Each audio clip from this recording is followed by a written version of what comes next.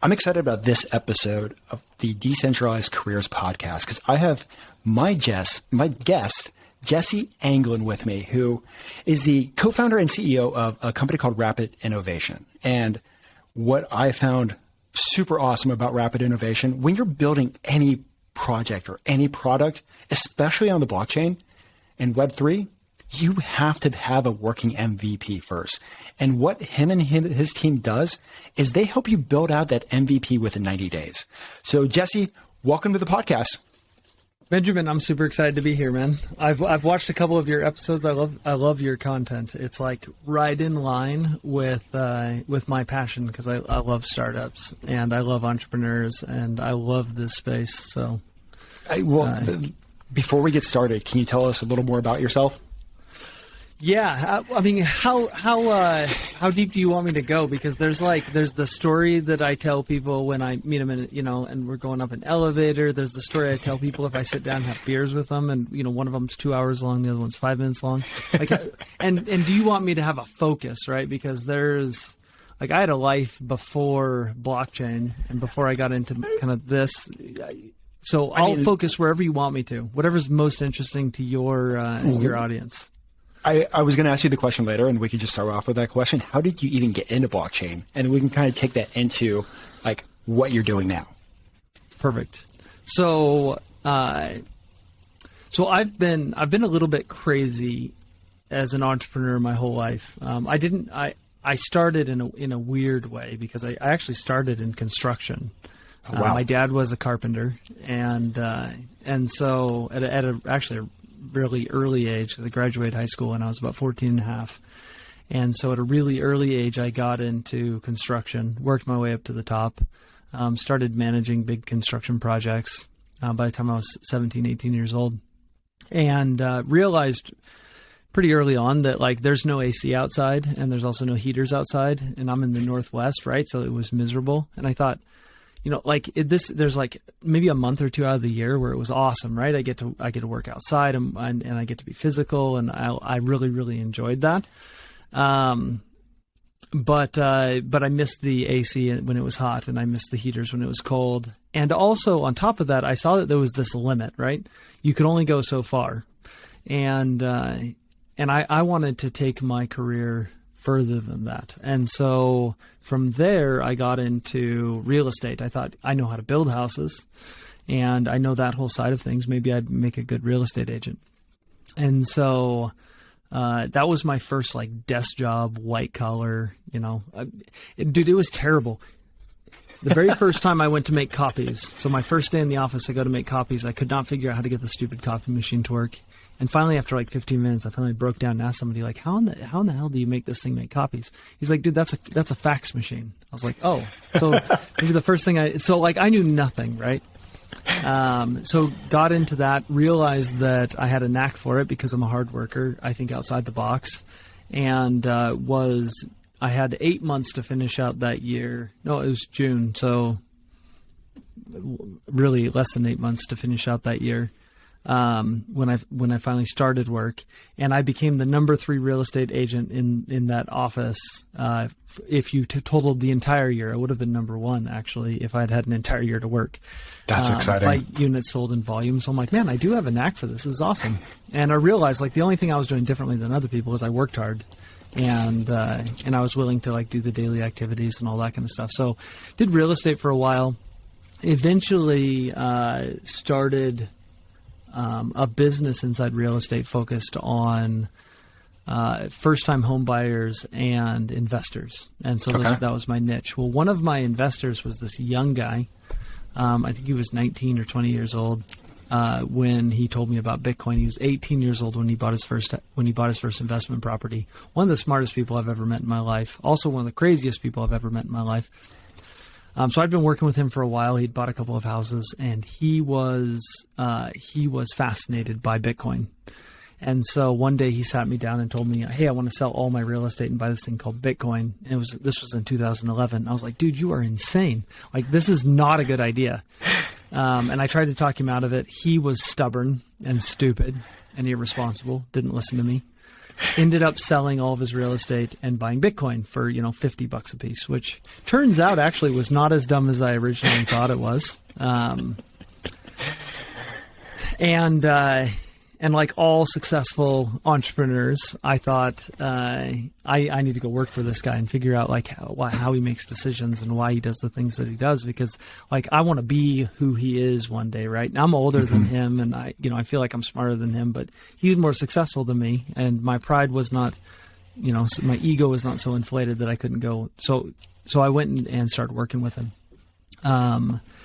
This was probably 2014, right before Ethereum came out, give or take, somewhere in there, and got rid of my real estate practice, joined him, and we started building decentralized applications on the Ethereum network before the Ethereum network even had a mainnet.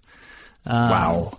And so, yeah, just tons and tons of fun. So that's, I think, really what gave me my start, right? And that was the real estate business was my third business. I had another business that I had started, a social media marketing business, while I was doing real estate. So that was my fourth business, and Rapid Innovation is my fifth business, which I started after about a year.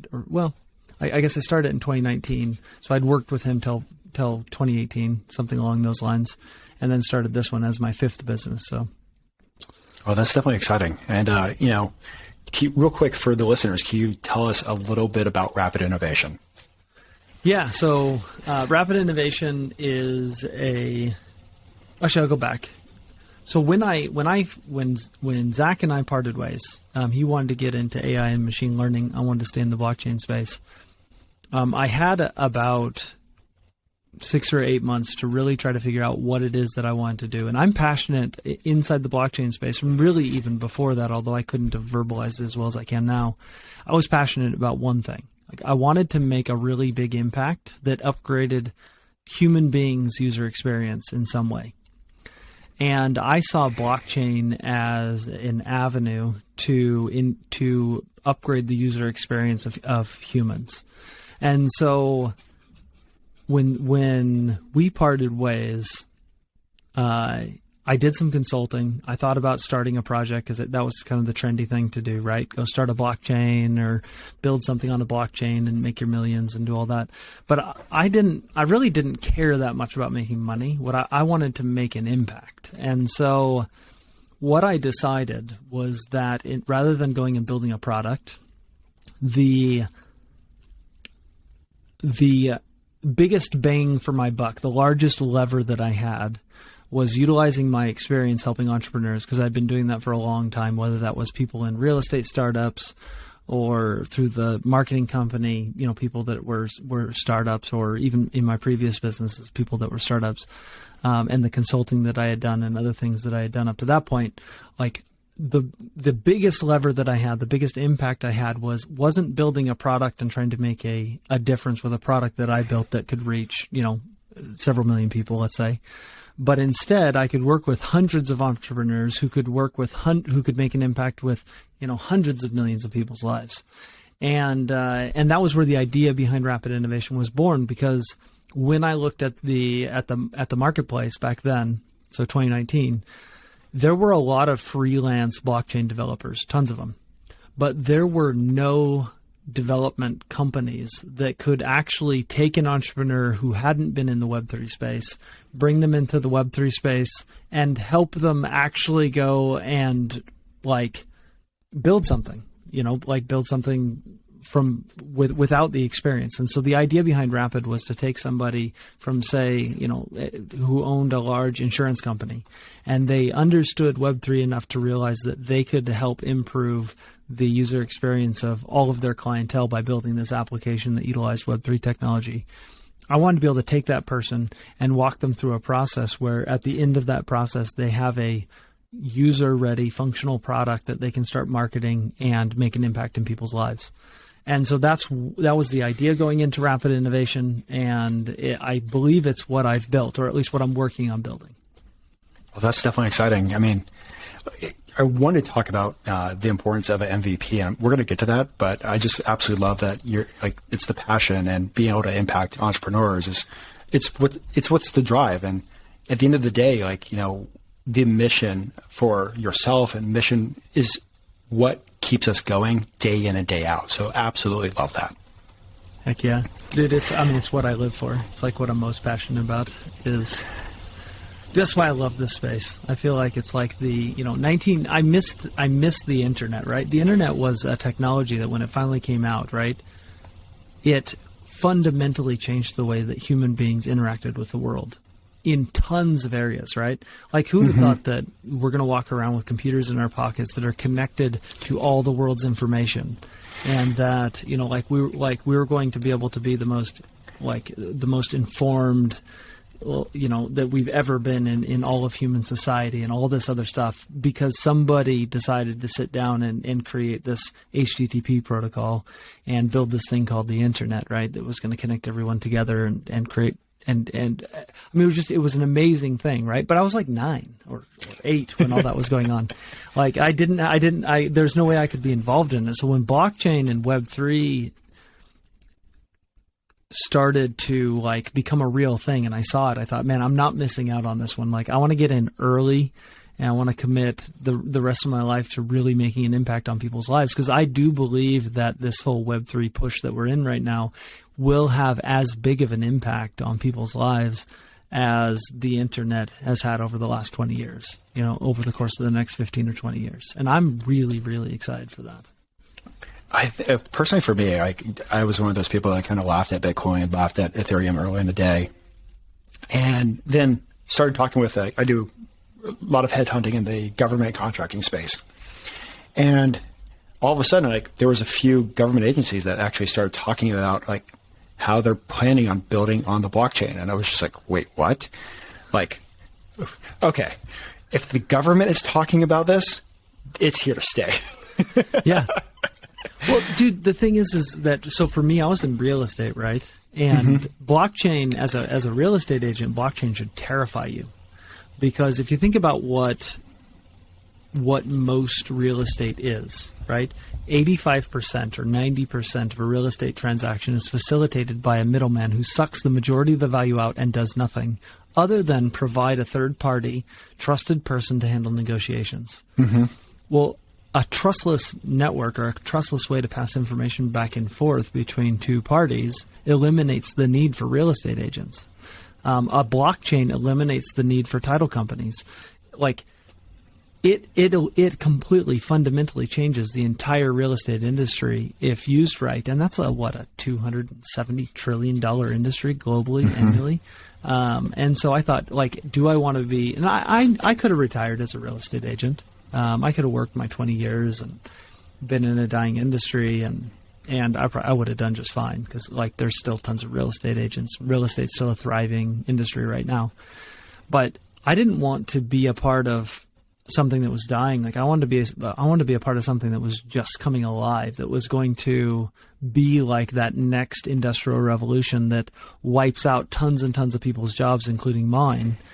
Because every single time that's happened in human history, and we have some sort of like an industrial revolution where tons and tons of people's jobs get wiped out, the jobs that get created because of that are always significantly better. They create significantly more value for humanity. Like it's an upgrade, right? Every single time. And so I wanted to be like on the forefront of this next upgrade to the human experience that we have as the human race on planet Earth. And that's why I jumped into it, because I see that happening. Real estate's one example, but there's tons and tons of examples where I think that we're going to see a massive impact. I mean, it's my personal belief that 15 years from now, every single person on planet Earth, maybe not every person, the majority of human beings on planet Earth will interact with some form of distributed ledger technology every day. Whether that is interacting with the value that they hold as far as like money is concerned, or buying or selling something, between peers, or, going and checking the, just going to a store and buying a pack of hot dogs because you've got a barbecue going on, and, and knowing that the products that were used to create those hot dogs are, they were sustainably sourced, or they align with whatever your philosophical beliefs are. Or whatever it is. Like, we will all be interacting with a distributed ledger technology in some way, shape, or form 15 years from now as the human race. And I want to be on the forefront of that. I want to make that happen. With a blockchain, like thinking about those hot dogs, like, you can literally follow where every part of it came from. Yeah, absolutely. So that's awesome. Yeah. I think when I was in France on one of my last trips, I was like buying wine in Bordeaux with Bitcoin. It was like, I was like, this is awesome. Yeah. And, it just, the transaction happened so fast. If I needed to go get some euros, like running to an ATM, would have taken time. I can use my credit card, but, just able to use like the fast technology. I just absolutely loved it. And it's only the beginning. Yeah, dude, we are so early stage right now. Like, I think because I've been in it a long time, I feel like, I don't know, I kind of feel like this industry has existed for a while. But when you think about it, like, general knowledge of blockchain. So when I first got into the blockchain space, people would ask me what I do for a living. And I used to have this thing that I would say, because I thought it was clever and it made me sound smart. I would say that I build applications on decentralized distributed ledger technologies. And people would just look at me like, right, with this completely blank stare. And then they'd be like, what's that mean? I said, well, do you know what Bitcoin is? And they'd be like, no. And I said, I work in tech. But nowadays, if people ask me what I do, I don't even have to ask them what Bitcoin is, because everybody knows what Bitcoin is. I will ask people, do you know what a blockchain is? And some people say, yeah, I've heard that before. Dude, I haven't, like, the majority of people that I talk to now understand what I do, at least in a general way, for work. 3 years ago, it was not the case at all. Nobody had any idea what I did, and a lot of people hadn't even heard of Bitcoin. They hadn't heard of blockchain. They hadn't heard of anything, and so we've just became aware, right, that the internet exists. This is like 2001 of the internet, or maybe 1997, of the internet. And I'm super excited for what the next 20 years brings, because companies like Rapid Innovation and the companies that I help build stuff are going to change the face of the planet forever. I think that's amazing. I just love it, right? I want a tiny little Wikipedia article about me. That's all. Or Rapid Innovation. Doesn't even have to be about me. Just Rapid Innovation helped do something awesome. Well, I'm definitely excited to follow what you guys are doing for the next few years, and, follow the companies. Do you guys have a list of companies that you guys have built MVPs for, or is that like NDA stuff? So yes, there is a list. I can't share it with you. So okay. There are some that I can probably probably toss out. But can you give some examples of some of the MVPs that you guys have helped build? Yes. Let's see. Some of the stuff that I'm working on right now is like the coolest stuff that we're working on. Because as we've grown, like when we first started, right, the industry was pretty immature. Like people were doing very, very simple stuff. Like we were building NFT platforms during the NFT craze. We were building DeFi platforms during the DeFi craze. We were building some supply chain stuff and some like lending things and different AMMs and stuff along those lines. What's really, really cool and that's happened over the course of, let's say, this bear market, like the last 5 months, the projects that we're getting, number one, are coming from what I would consider like enterprise startups. So these are people that have exited billion-dollar companies that have a great deal of funding. They've raised a great deal of funding. They're already wildly successful business people, right? And they are building amazing things that are significantly more complex than the stuff that we got to build early on.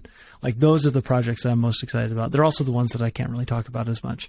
Fully understand that. Yes. Well, and some of it is this, right? Like let's say that you came to me and were like, hey, Jesse, I have this idea for an amazing decentralized application. I want you guys to help me build it. I would say yes. You'd give me money. I'd build it for you. Most of my clients would be upset if in a public venue I went out and said, hey, by the way, I built this. because they're like, no, like we built it, right? Like they need the credit for it. And if I fair. take away from that, if I take away from that, I think I take away from the impact that they can have in the marketplace. And that's not what I want to do. Like, I really want to be in the background helping other people be successful. That was my vision and my mission from the very beginning, right? Was to help. If I can help 1,000 people be successful in this space, I will have made a massive impact, significantly more than if I had just gone out and built a product. And so, I don't even really necessarily want to retract from what clients are doing. But what I will say is, over the course of my time in the space, I've got to work with some amazing people and do some amazing things, like, working with the Vaynerchuks on stuff, and get to work with some celebrities on things. And like, it's just like the people that are innovating in the space, dude, it's just a lot of fun. I mean, some of the smartest human beings I've ever met in my entire life, and most influential people I've got to meet in my entire life. And so, I don't know. I just love it, dude. I wake up every day. I love going to work, and I know it's not a lot of people who can say that, but there are very few days that I just don't want to get out of bed. Well, I'm going to switch gears a little bit on you. You've seen a lot of projects. You've met a lot of entrepreneurs. What does it take to be a successful leader and entrepreneur in the Web3 space? Dude, that's like one of the best questions anyone's ever asked me. I could be wrong on this. I don't necessarily know that there's a formula, because I've seen like different kinds of leaders be successful. Some of them I actually didn't think were going to be, and then they very much were. Some of them I thought would be, and they were not. But I have noticed some patterns with people that I've worked with, because it's probably sitting at 250 to maybe 300 projects that we've built. And the statistics actually are pretty accurate. About 1 in 10 succeed in some level. I would say 2 in 10 succeed at some level. 1 in 10 is pretty successful.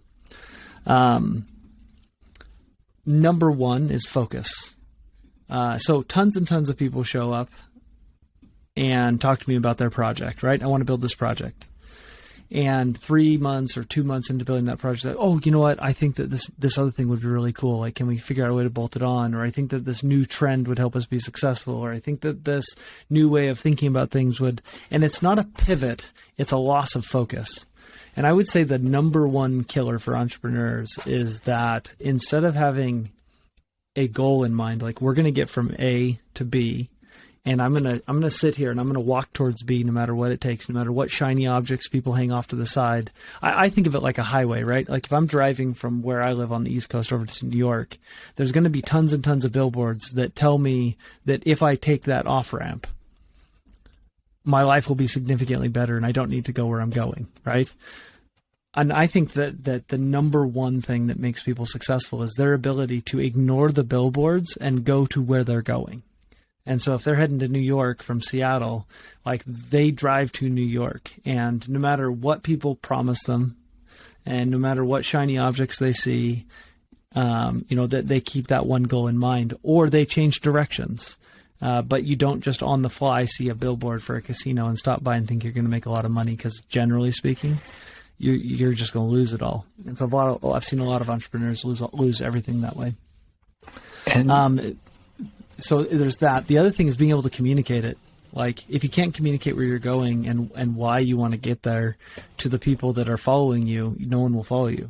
If you're like, hey, we're going east, it's like, well, why? Because that's where we're going.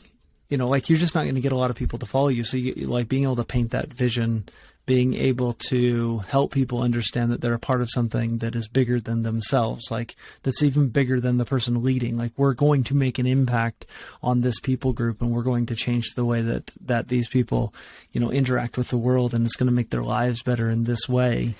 If you can do that, those people are always successful, always. And typically in order to do that, you have to understand that you are actually solving problems, which I would say is the third thing.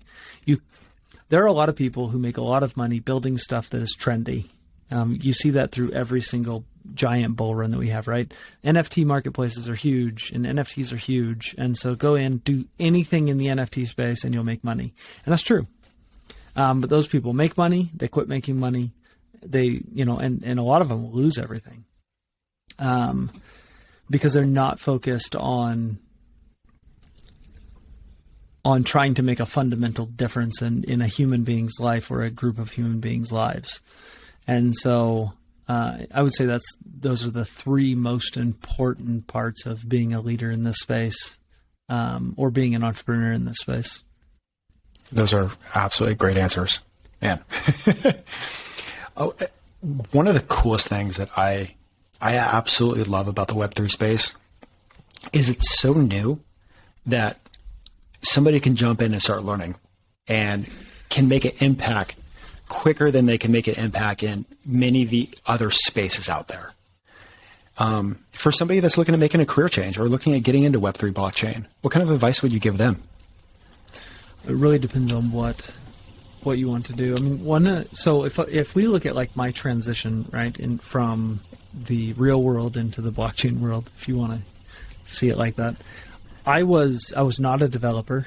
I had written some Python because it was a game that I was playing, and I had a full-time job, right? So I didn't have time to play this game, and so I wrote a bot to play the game for me, so I could work while the game was being played because I'm super competitive. I needed to win, and so like I done that kind of programming, like very, very little.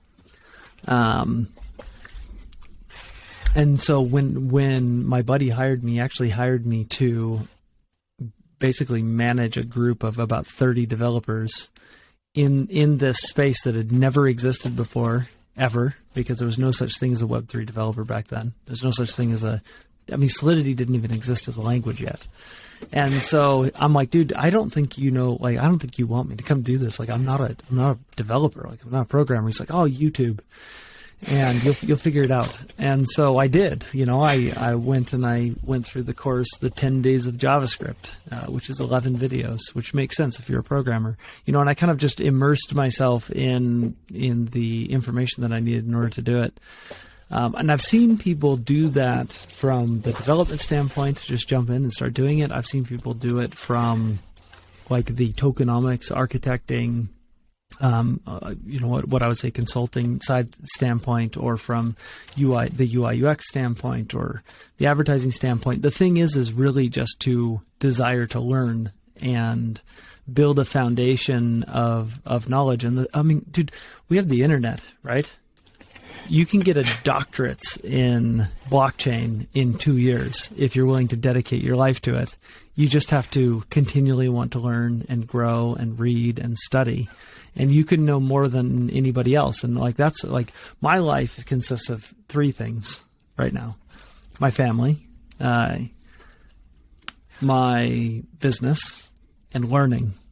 I read 52 books a year, give or take, sometimes more, not very often less, but sometimes less. I read thousands of articles. I watch thousands of hours of YouTube. I spend a lot of time listening to people who are a lot smarter than me, trying to learn what they learn. And I think if you're willing to actually just go do that, educate yourself, you're motivated, you time block, you dedicate time to it, you can get into this space, and it really doesn't take that much time. And the next thing is just be willing to take risks, man. Like, I sold a thriving company that took care of my family, that paid the bills, where I was very, very successful for what I was doing, and jumped into something that I had no idea if it was going to take care of me. And I felt like that risk was worth it. And, people say that I'm, well, you got lucky. Dude, there's nothing about luck when it comes to being an entrepreneur. Like, it's a lot of calculated risk. And it has gone bad for me many times, 3 times actually, to be exact. Real estate was the first really successful business that I had started. Prior to that, I had 3 failed businesses, and those were expensive mistakes. It was an expensive education, but I was willing to take that risk over and over and over again because I just love doing innovative things. I love making an impact in people's lives, and so I think that that's the most important thing is, like, if you're going to get into the space, just educate yourself. There's really not that much. If I've got a sales gal who works for me. She's going to be embarrassed if I talk about her, but that's all right. I will anyways. And she knew nothing. She was a veterinarian tech when I met her, but I saw that she had potential. She was passionate about blockchain, right? She loved the space. She wanted to get into it. And I said, well, hey, come on and do sales for me. Dude, she has conversations today with CTOs, smart people who have been in this space since 2015. And she carries a conversation with them like she was born doing Web3. And that's just because she's dedicated a significant amount of her life to like researching and learning stuff. And every time someone says something she doesn't know what it is, she goes out and she figures it out. And so it's not that hard if you're passionate about it. And I'd say just go educate yourself. Like, you can take courses and go through and do all that stuff. I never have. I probably should. I should go get certified at something so I know what that's like. Maybe it's more beneficial than I think. But we live in like the information age, right? Like we have, dude, the world's, the universe's information at our fingertips. We carry it around in our pocket, all of it. If you just dedicate an hour a day to just pulling your phone out and actually doing something useful and educating yourself, like you can quite literally get a doctorate level education in any subject on planet Earth in 2 years. And so why not? That's how I got into it. I suggest that's how everyone gets into it. I think it's a great idea. And, it's an environment that I definitely tell people that they should. I mean, as we talked about before, like this is going to impact every single sector of our lives within the next 10 to 15 years. I think so. I mean, multiple world banks are talking about building digital dollars. So whether you like it or not, it's coming. Yep. Yeah, that's a whole nother subject. I'm not sure exactly what I think about centralized digital currencies or central bank digital currencies. I think kind of goes against a lot of the ethos of the industry that.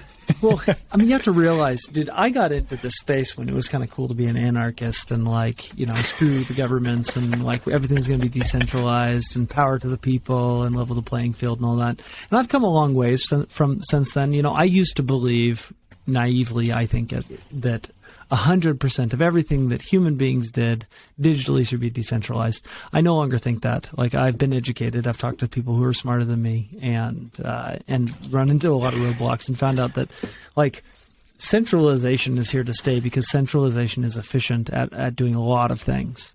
It just isn't efficient at doing a lot of other things. And so we have all this middleman efficiency across the world that sucks the value out of human interactions, right?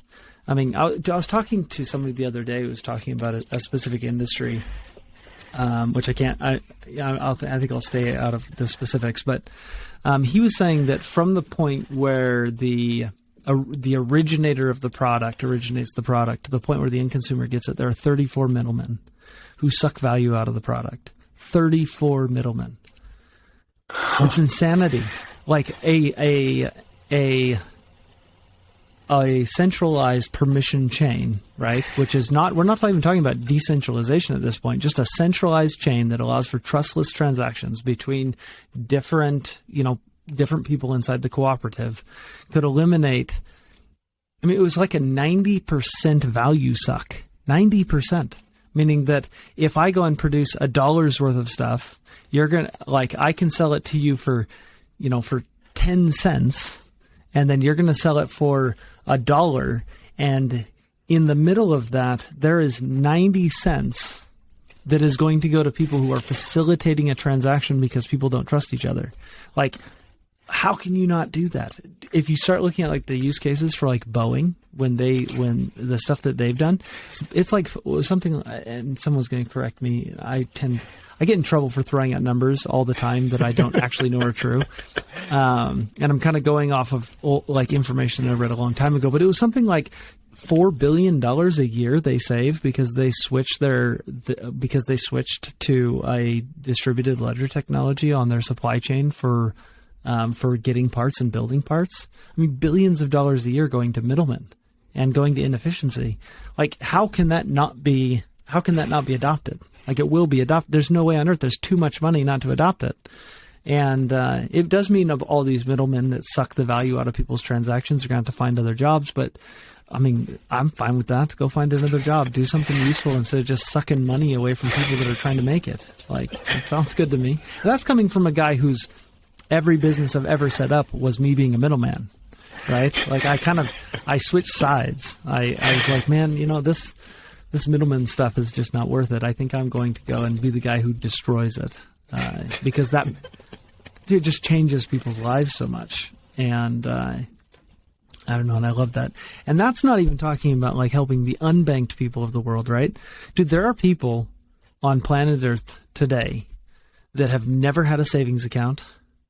They have zero access to financial tools that I would say the Western world has access to. They can't earn interest on their goats and their cows and things along those lines. And blockchain has given those people a way to actually use money effectively and efficiently. They can earn interest, they can invest, they can save, they can do all of these things that their local governments have never been organized enough to allow them to do. And that is right now, today, massively changing people's lives for generations. Because just because you give someone access to a way to hold value on their smartphone, right? I love it. Like I don't know. I get super worked up about it, but it's so exciting to me that we can make such a big impact on people.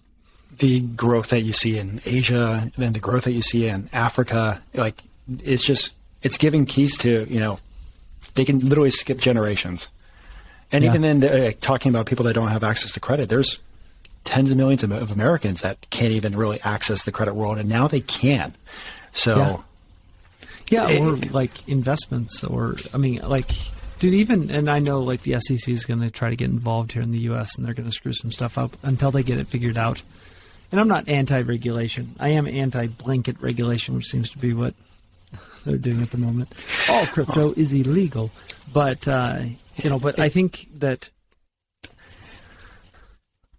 the benefits outweigh the risks in my mind. I do see the risks, tornado cash and sanctions and terrorist activity and all this other stuff. Like there are major risks, and a lot of people ask me about that stuff. And like, don't we have an obligation to humanity to make sure that this money doesn't get funneled to people who are going to do really bad things? It's like, I think we do, but we have the same obligation with the cash economy, and we have less control over it. I was just going to say this, I hear that a lot too, and I work in a space where I support some very interesting characters and interesting groups.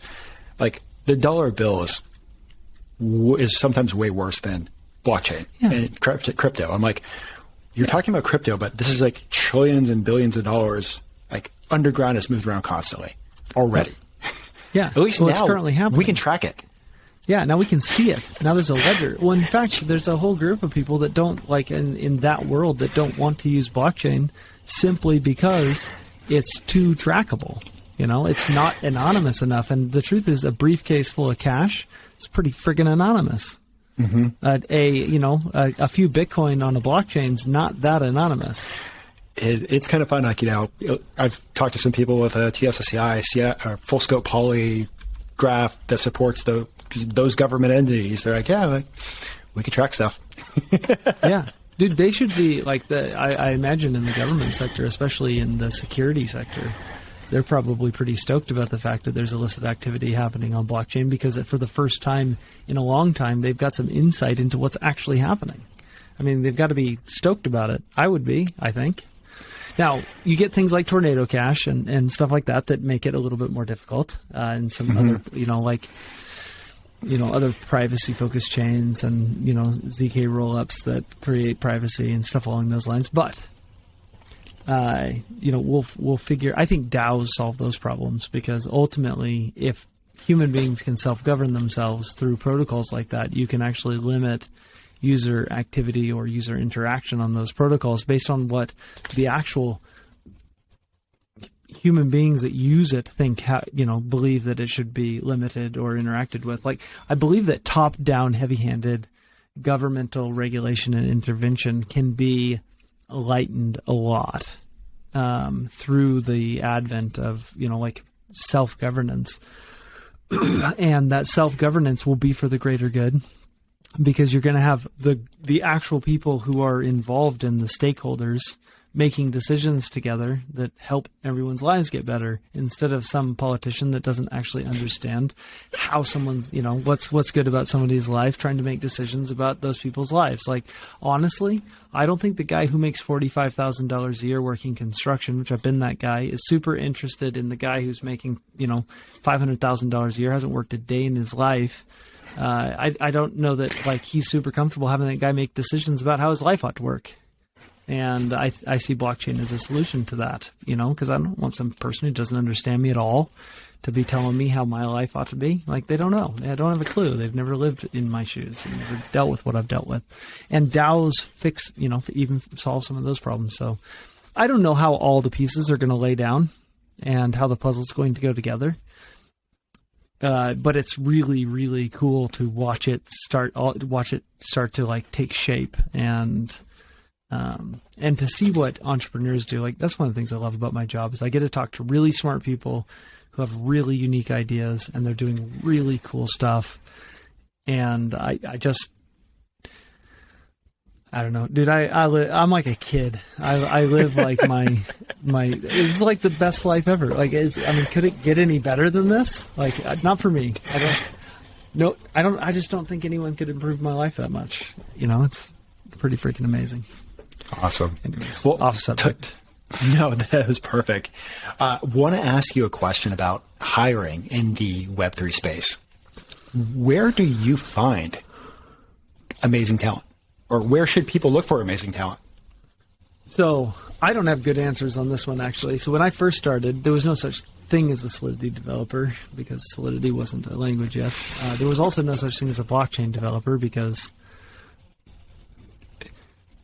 it was too new. And so when I started Rapid Innovation, that was 2019, right? We'd had a long time. There was definitely stuff that was going on. But like I said before, it was all freelancers, nothing really very organized. And it was incredibly difficult to find people. And when I say incredibly difficult, I mean incredibly difficult. I built a headhunting arm of Rapid Innovation with like 7 people in it who do nothing but go try to find talent.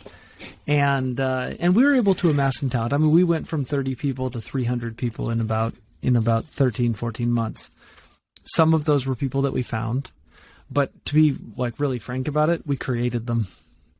Okay. The majority of the people that work for us, like, we found really, really talented developers who were really passionate about the blockchain space. And we created processes and education and mentorship programs to bring them up to speed and really just turn them into Web3 developers, Web3 designers, Web3 business analysts, because, quite frankly, they're impossible to find. The long and short of it is they're just impossible to find. Easier today than it was 3 years ago, But still, I think that we create more than 50% of our talent on the team still. How are you guys upskilling?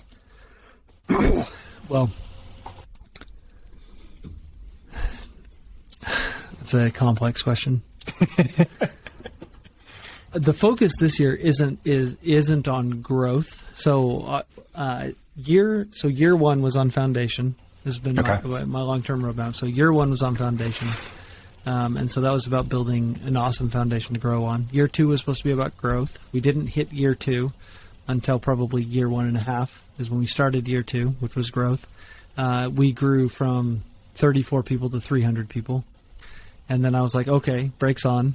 Year 3, which is what we're in right now, which we're actually 3.5 years since the inception of Rapid. So I'm behind schedule, but I'm doing the best I can. Year 3 is about process and quality.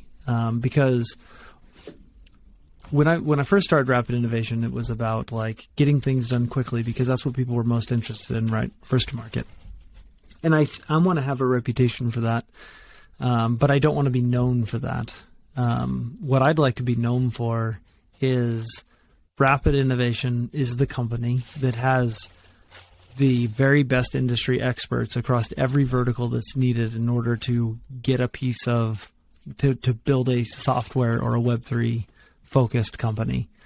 And so for the last 7-8 months, that's been our focus, is increasing the quality of everything we're doing, making sure that our people are the industry experts across the board, whether you're a UI UX guy, or you're a business analyst, or you're doing DevSecOps, or it doesn't matter. I want you to be the very best on planet Earth. And so we've been sitting about 300 people, and I plan on continuing to do that for the next 6 months at least. But the effectiveness, the efficiency, and the quality of the work that we can output, my hope was to increase it by at least I wanted to do the same kind of, like 100x was my plan. And I think it's going to take me longer than I thought, but we are doing it. And I just want Rapid Innovation to be fast, but also to be the best. Like, if somebody wants to hire a Web3 talent to get a project done, they can go to all the other places. But if they want the very best Web3 talent with the best industry experts, then they come here. So that's my upscaling right now. It's not focused on people, it's not or headcount. It's just focused on capability, tools, skills, and who we are as individuals that kind of make up the organism of Rapid and our offering, to the world. Awesome. Well, let me ask you 2 more questions before I let you go. What book and this question I ask every single guest, what book has made the biggest impact on your career, or books? So I'm curious, since you ask every single guest, what is the most common answer? Oh, wait, I'll write mine down now. No, I promise I won't change it. There you go. I got it wrote down. What's the most common answer? Is there a pattern? It's a lot of business books. Every now and then, I'd say about 90% a business book. 5% would be a religious focus kind of book.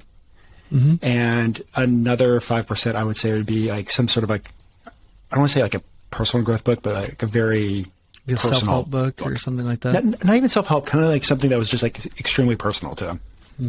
A story that just like was super personal. Yeah. So I'm an avid reader.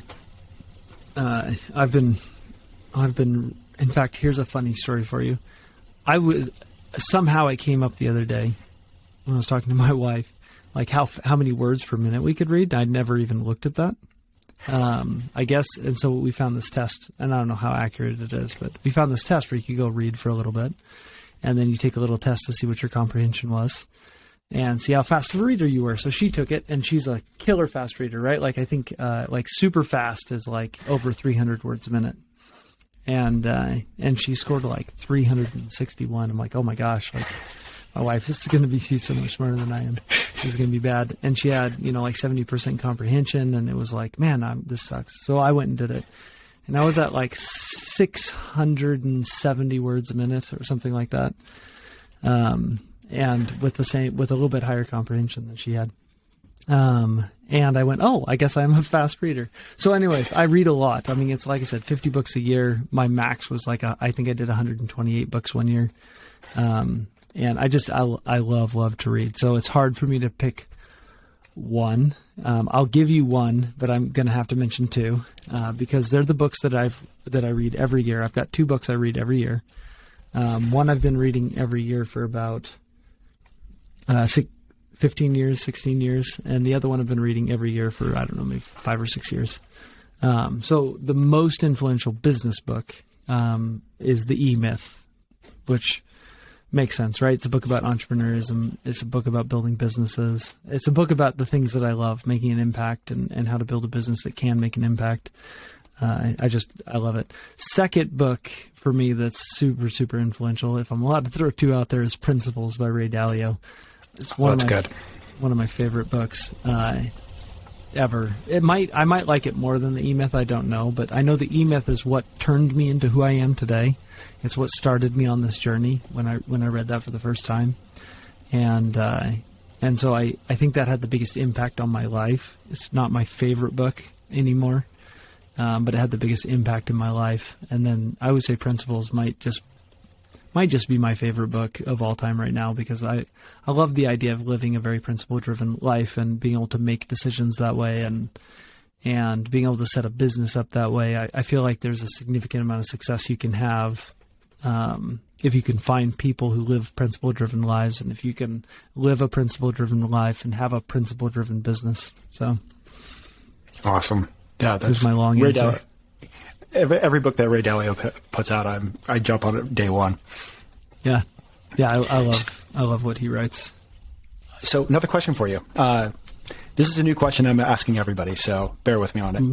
Yep. So, if you can go back in time to the beginning of your blockchain career and give yourself advice from everything you know now, what would you tell yourself?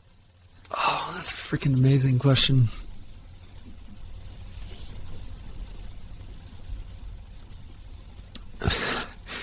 Cheeky answer. Buy more Bitcoin, dude. What the hell are you doing? Like, that's the cheeky answer. And of course, Ethereum's going to do well. Don't be so hesitant. It's fine. You can mortgage your house. You can get credit cards. You can sell your cars. You can do all that stuff. It doesn't matter. Your wife won't hate you forever. Just do it. So that'd be the first piece of advice I'd give myself.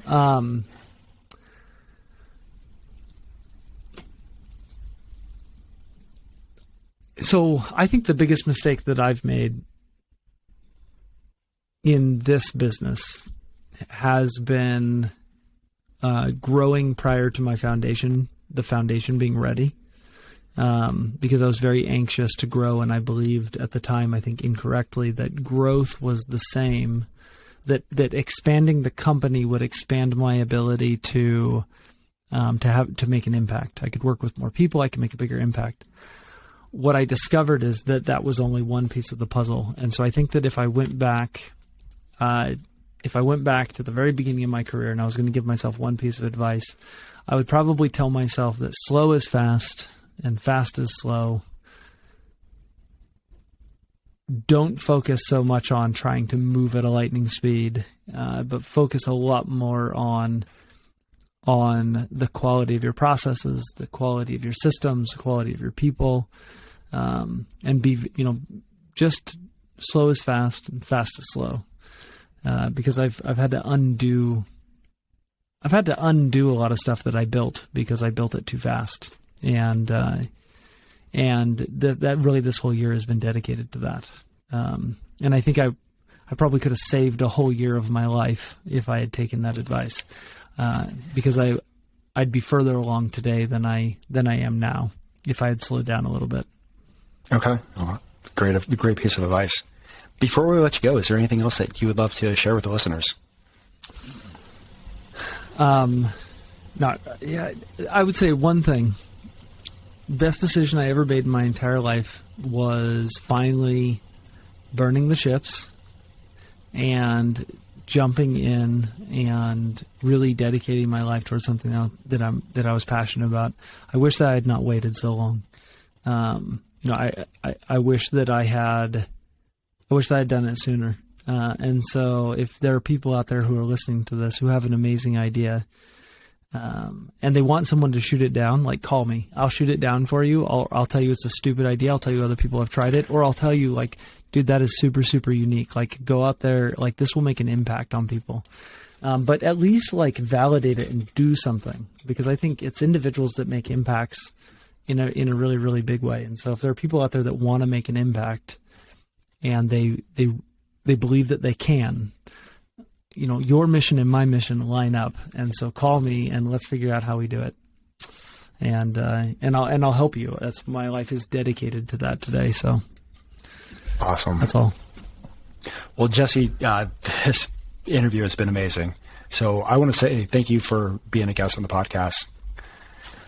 Dude, was super excited to be here. You're a good interviewer. Dude, you're chill. You're a very chill interviewer. So that's half the fun. Yeah. Well, and very conversational, which is nice.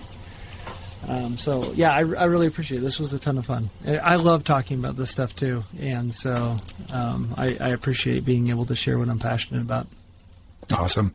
Well, thank you guys for listening, listeners. And until the next time.